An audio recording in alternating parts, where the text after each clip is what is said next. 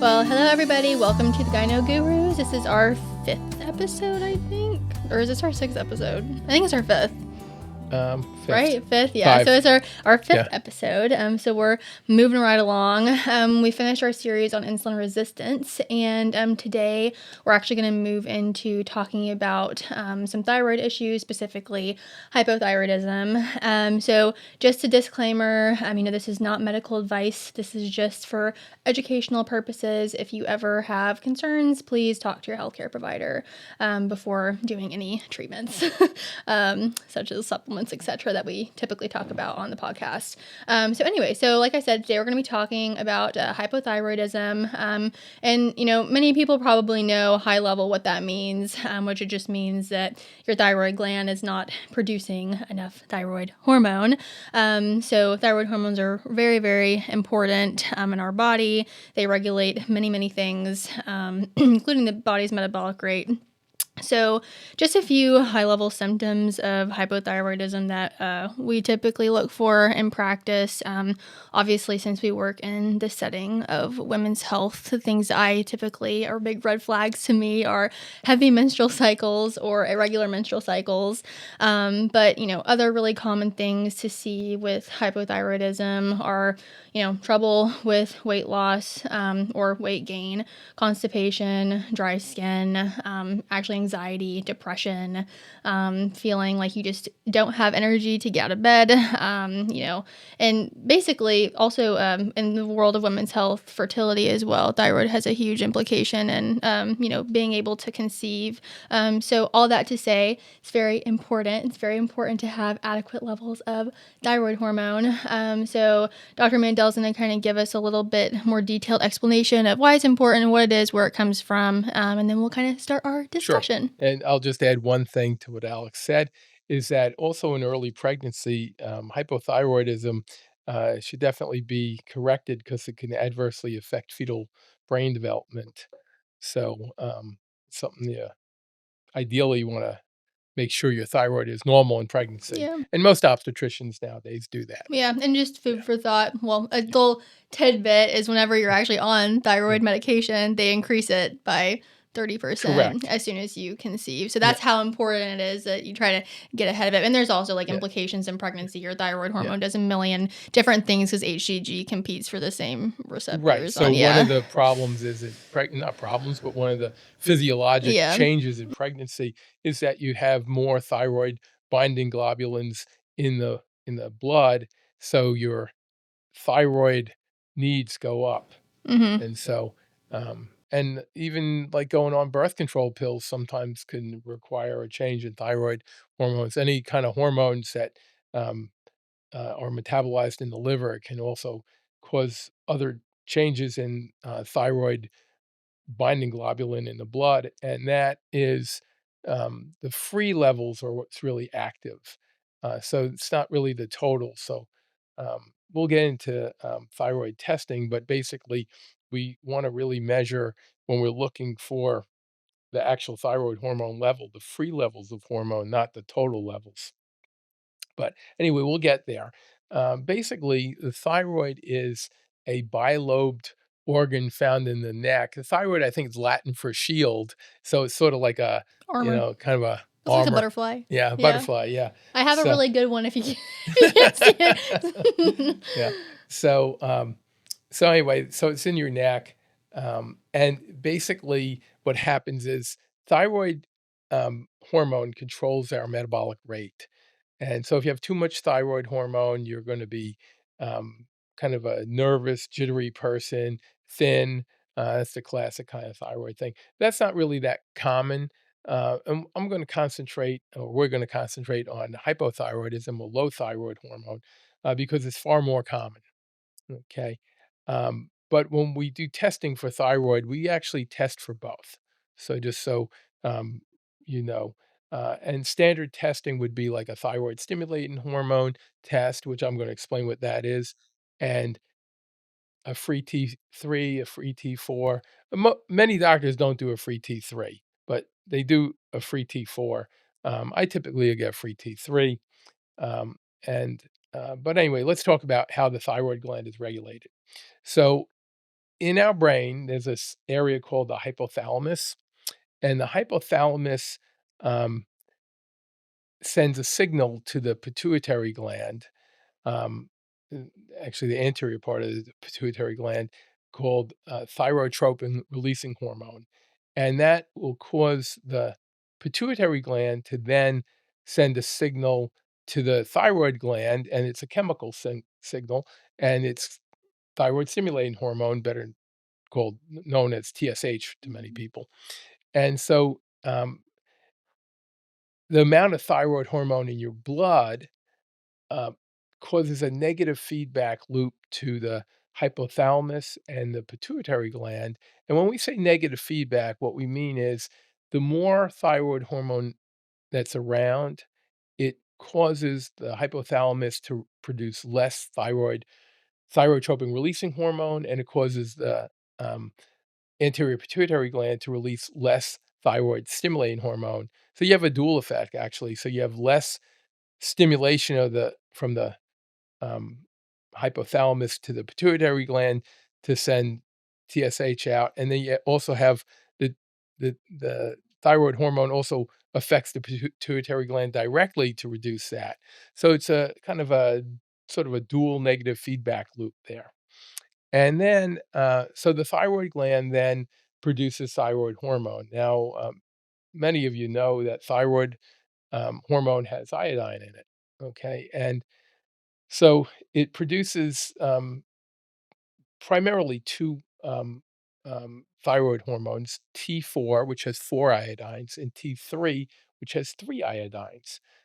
It's T3 that's active, but if you actually look at the production of the amount of T4 to T3, there's probably four times as much, give or take. It's a ballpark number, T4 to compared to T3.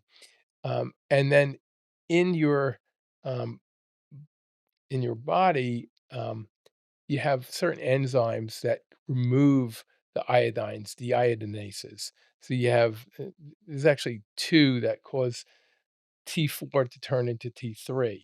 Okay, one is called uh, um, D1, and the other is D2. D2's in the cell, and D1 is on the cell membrane. And then to further com- complicate the picture, there's a third deionidase, D3, which deactivates T4, since it turns it into something called reverse T3. Now, reverse T3 not only deactivates T4, but it actually binds to the T3 receptors on the cell, so it actually blocks it in another way. So it's like a not only do you reduce the amount of T4 basically available to turn into T3, but you also block the receptor um, that the T3 would stimulate.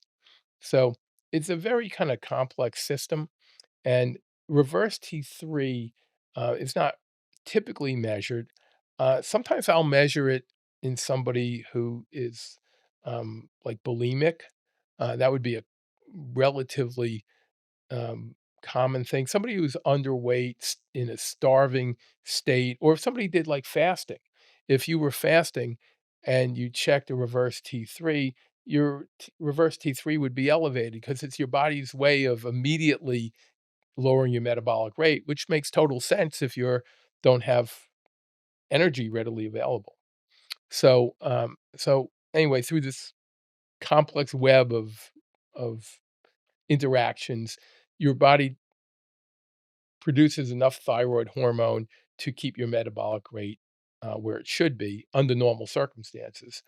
Now, sometimes the thyroid gland can't produce enough thyroid hormone. And probably the most common reason for that is an autoimmune um, attack. Your body makes antibodies against your thyroid gland, and it can't make enough thyroid hormone. And so hypothyroidism is usually an autoimmune, although there are other causes that could potentially be infection. Um, there also could be chemical. Like one of the things, if somebody has thyroid cancer, you treat it one of the ways to treat it is with radioactive iodine. So so a doctor would give I 131. Is it 131 or 121? You're asking the wrong person for that. Well, That's anyway, over my head. it's radioactive iodine, Mhm. and it basically the thyroid um, takes up that radioactive iodine um, more than any other tissue in the body, and it basically concentrates in the thyroid and kills off the thyroid gland itself.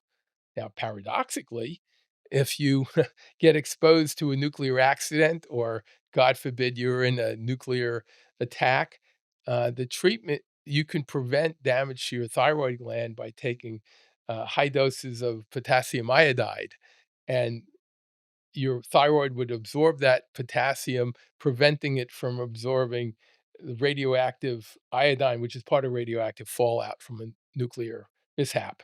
Mhm. So, um, just a piece of trivia. That's actually very interesting. So, yeah, if you're so inclined, keep some potassium iodide in your house in case the nuclear attack. Uh, Yeah, you never yeah. know. So, so anyway, so when we measure the hormones, what we're measuring usually is thyroid stimulating hormone, which is your body's ability to regulate itself. So if you're not making enough thyroid hormone, your TSH will actually be elevated because it's the signal from your brain and pituitary gland to tell the thyroid to make more thyroid hormone. Okay. But if you look at our kind of feedback loop here, um, there are some times that a TSH doesn't tell the whole story on that, and the reason why could be if you're making more reverse T3, or maybe there are certain people, and I've never seen this test done, it might be out there, that you can measure the T3 receptors, maybe there's some defect there, but some people on, um, TSH doesn't tell the whole story. So getting a free T4 and a free T3 adds some information to that story. And then if you have if somebody is getting thyroid replacement and they're still not feeling right, maybe a reverse T3 is a reasonable thing. Or if you suspect that there's a reason, somebody who's really underweight or and is not hyperthyroid, like we said earlier on, hyperthyroidism causes someone to be can cause them to be underweight because their metabolic rate is too high. But if somebody's like underweight, hypothyroid, maybe it's a reverse T3 issue. So that could be looked at. Somebody who's starving, somebody who's really sick, um, their body wants to shut down their metabolic rate. Mhm. So this is all part of the picture. So you really have to talk to your clinician about what the right thyroid tests are. So most of the time, just supplementing with levothyroxine or T4 is all you need, and your body sort of takes care of the rest. But some people, when they get the T4, they're not they don't feel right. And then adding T3 could be beneficial. Now, there is medical product called Cytomel that is actually T3. The One of the problems with Cytomel is that um, it has a very rapid onset of action, and so it's easy to get somebody not feeling well with Cytomel because it's not slow release. Now, regular thyroid hormone, believe it or not, is actually pretty slow in it in its metabolism. Its half-life is long. So if you like making thyroid dosing adjustments using levothyroxine, typically you're going to check it after like 6 weeks or something, because a small a dosing change may not reflect in the TSH and the other thyroid hormones in a shorter period of time. But T3 is different. It's rapid onset of action, and it could make somebody feel pretty bad if they take it and it's too high a dose. But then there is a compounded T3 that's available from a compounding pharmacy. I've honestly never had a patient on it, but I've heard about it. But the more common way to give T3 is to use desiccated thyroid extract, which goes there's two of them out there, Armor Thyroid and Nature Thyroid. And some patients actually who don't feel right on just levothyroxine will feel much better on like Armor Thyroid. And but that's sort of it's an exception rather than the rule. But if somebody is not um, responding to the T4, the levothyroxine, and their TSH is normal, maybe they should talk to their provider about desiccated thyroid extract.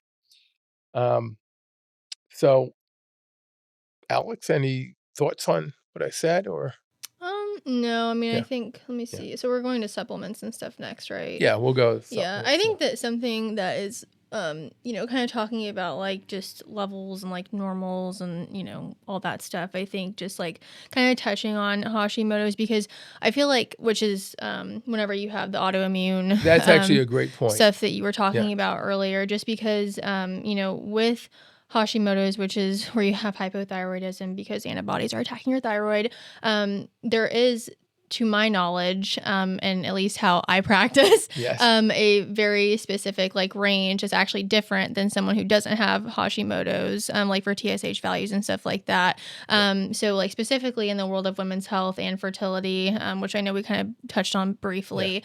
So if you have Hashimoto's and like you have thyroid blood test done and your actual like T4 and T3 are normal, but your TSH is above 2.5, which is the standard range in someone who doesn't have autoimmune thyroiditis. It's like 4.5, I think, or something yeah. I along the think it lines. goes up to just Roughly, under five. yeah, just Yeah, under 5. But, yes, actually, they want that below, 2.5. So someone might be put on medication like levothyroxine or nature thyroid, armor thyroid, who actually has normal T4, T3 levels. But since, the autoimmune component is correct. attacking the thyroid gland, then you're kind of trying to protect that a little bit. So I do think that's kind of just Yeah, like worth noting. If you yeah. have any thoughts about that or Yes, that's actually a very good point. I'm glad you brought that up. So sometimes basically we like test for subclinical right. So hypothyroidism. sometimes we Yeah. test for anti-thyroid Yeah. antibodies, like thyroid peroxidase antibodies and thyroid globulin antibodies and such. But um, if somebody has signs of autoimmune thyroid Hmm. disease, two things: they might benefit from going on supplementation earlier, and Hmm. the other thing is, even if you don't want to do that, you probably want to make sure that you're diligent about getting your thyroid checked at least once a year, Hmm. because you're certainly going to be prone um, or have a tendency to become hypothyroid at some point in Yeah. your life. And then that speaks to another um, thing, is that there are supplements that can help um, reduce antithyroid antibodies. So there And is, lifestyle and diet too, like yeah, with gluten-free, dairy-free. yeah, low inflammatory diet. I've seen like Yeah, like clinical cases of thyroid antibodies disappearing yeah, with just gluten-free, dairy-free yeah. diet. And of That's course the supplements that we're gonna be talking about as Yeah, that's well. actually a Yeah. very, very good point. So, something like M-inositol and selenium in the right dosing has been shown to help reduce antithyroid antibodies and even shrink thyroid Hmm. nodules. And there's, I'm not endorsing a particular product, but this just has Shout product out has to the Thyrommune. same Thyrommune. You can get it on Amazon. It has the right dosing of selenium and M-inositol that And were do used you in know the off the top of your studies. head what is the dosing of it? It's I like think it 800. was 88 micrograms of selenium, and inositol was I think it was like 800 or 1,000 or something. I don't know. It's not important. I yeah, just yeah. off the top of my head, I I was think it was like, curious. I want to say it Let's was see. more like Our producer 500 is or looking up. something like that. But okay, uh, but we could follow that up It and was, give you 1,200 yeah, okay, yeah, milligrams a day. Yeah, yeah. anyway. So, yeah. So anyway, so that's a supplement that studies have shown works, and anybody who's interested, um, they're on PubMed, you could look them up, Mhm. if, um, we could even put a link on a podcast too. The other, thing is iodine. So iodine, too much iodine can actually be problematic and can make somebody hyperthyroid, but not enough thyroid iodine could make you hypothyroid. So the RDA for um, an adult is Can you 150. explain what RDA is? Oh, I'm sorry. Good point. Recommended daily There allowance. we go. That's the government, is 150 micrograms. And then it goes up a little bit in pregnancy to 220. And then 290, I think, is the recommended for breastfeeding women. Mm, Okay.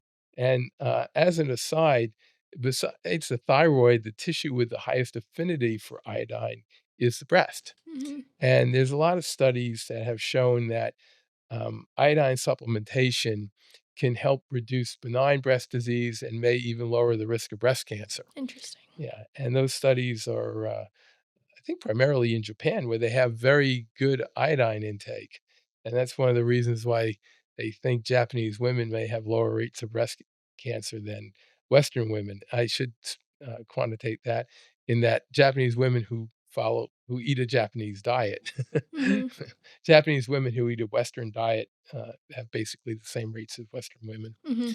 Um, and the recommendation for breast health would be like 1,000 micrograms, or some studies have shown even significantly higher. Although I wouldn't personally recommend over 1,000 micrograms of iodine without And careful is this in supplementation form, or are you yeah, just saying, and like, overall? supplementation. Okay. Yeah, and the way I personally recommend it is to take it as kelp because the studies out of Japan are based on a Japanese diet, not supplementation. And basically, you can get kelp, which is just basically compressed seaweed, Mm, which is part of the Japanese diet. So if you ate seaweed salad that as part of your diet, that basically it's the same stuff. So that's how I typically recommend to patients, to take it. And so it's readily available. Typically, it's around 200 to 250 micrograms per kelp pill, but somebody would have to check the dose on the specific brand they were getting, mhm. of course. Um, and then and then I think that's pretty much it on the thyroid. I would say one more thing with the Hashimoto's and just like autoimmune in general. There are some protocols out there that we talked about this briefly about also taking 81 milligrams of baby aspirin daily for inflammation purposes. Yeah. Just from a standpoint of if you have an autoimmune condition, like your body is kind of in a chronic low inflammatory Yep. state. I Uh, I I I think there's good value to that. Um, as a little bit of an aside, when we talk since we're talking about autoimmune yeah. and you brought baby aspirin, um, from a cardiovascular risk point of view, there's been for a while, baby aspirin was recommended, pretty universally, and then they sort of backed off on the recommendations. Um, there is a condition where if somebody had an elevated LP little a, and this is totally off thyroid, so anybody who just wants to hear about thyroid, this is not part of thyroid, but LP little a it's a lipoprotein moiety. It's an LDL with like a little extra tail to it, and it has a much higher propensity for causing heart disease. So you can get it actually once, and although now they develop medicines to lower LP little a, but it increases the um, thromboembolic propensity of the lipoproteins. So they so there is data to show that a baby aspirin a day for those people would be beneficial. And so if anybody out there is has an LP little a that's elevated, talk to your doctor before you start it. But a baby aspirin a day is a very innocuous intervention for most people. For most people, Okay. yeah, Yeah. keyword, most Yeah. Most people. people, somebody has an ulcer, it's not a good idea, or Yeah, some yeah. other underlying condition, but it's a very um, interesting thing that you could do that could potentially lower your risk with elevated LP little a. Mhm. Yeah. So Interesting little side bit there. yeah, All right, guys. Well, I think that's it for thyroid. Unless you yeah, have any closing remarks. yeah. No, I think we were pretty thorough with Mhm. how the thyroid works and the interactions between the thyroid regulatory hormones and the thyroid hormones produced. So Yeah. All right. Perfect. Well, thank you everyone for watching. We yeah, hope that you learned something new today, yes. and we'll see you next time.